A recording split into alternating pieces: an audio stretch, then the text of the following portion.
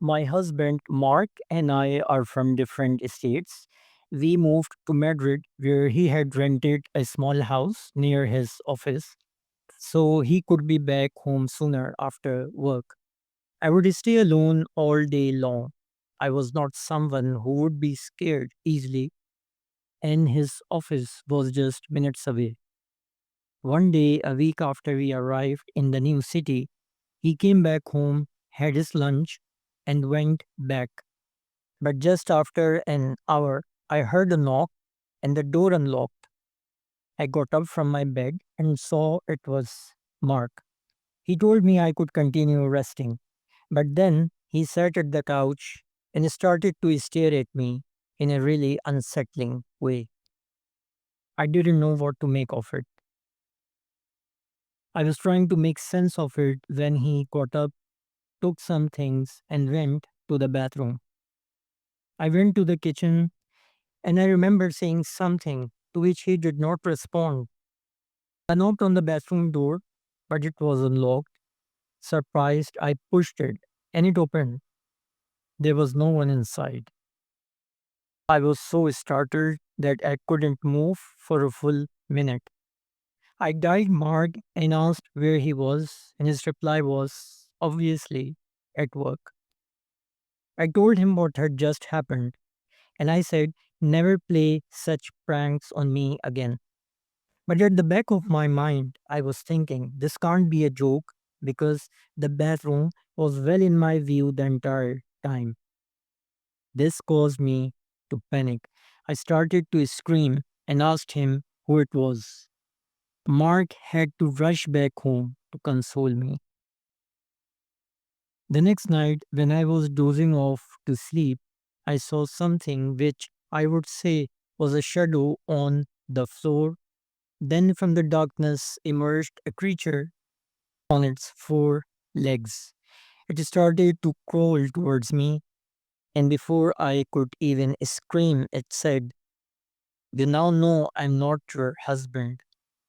Then it growled, "Don't talk about me." I couldn't say a word. I shook Mark and looked back. It was gone. Next day, Mark dropped me to my sister's and told me to make an SOS call if anything happened again. Things began to calm down. Couple of days later, I returned home. It was after Mark had invited his friend Henry to stay. That's when Henry whispered, "Leslie, you shouldn't leave him alone again. He screams in his sleep, and later he doesn't even remember anything." As for me, honestly, I had stopped sleeping at night. I was practically staying away, staring at the clock in silence.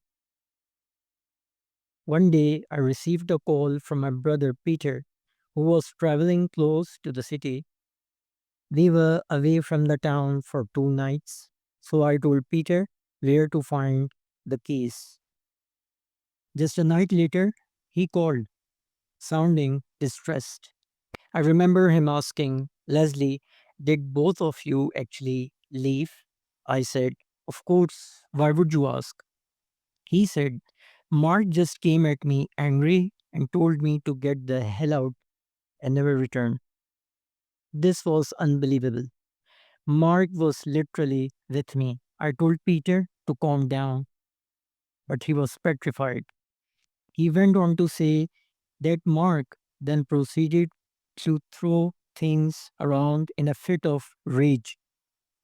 He also said he was doing his laundry the other day when he felt someone in the room next to him. Whoever that was sounded furious.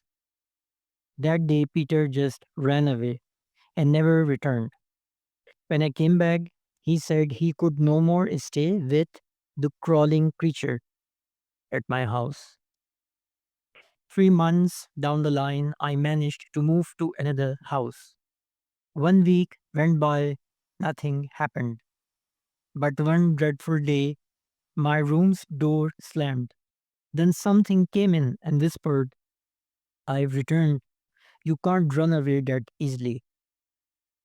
I told Mark, and he was really upset because he was in no mood to change houses again. Come next month, I was about to give birth to my second child, and I asked Mariah, my sister, to stay with me. I felt at peace, but she said she felt a presence inside my room. She was always very sensitive to paranormal energies. When something happened again, Mark lost it and he started to hurl all sorts of abuse at it. At least he believed me now. In the final incident, I was trying to get my daughter to sleep when something came inside the room, pushed me to the floor, and sat on my chest. He shouted all kind of profanities. It was so loud that I thought I would go deaf. Then I saw him walking back. What an evil it was! Its head touched the ceiling, and deformed eyes looked like they were melting. As soon as it disappeared, I took my daughter, ran out of the house, and called Mark. That evening, we had a lengthy discussion and we agreed to permanently return to our hometown. It was a life changing decision to maintain our sanity, and we acted upon it. 3 months later, on a warm night, I was going over some archives for my research when I stumbled upon an article. It got my attention since it mentioned the same town. The report detailed how some families in the same county had experienced unexplainable events.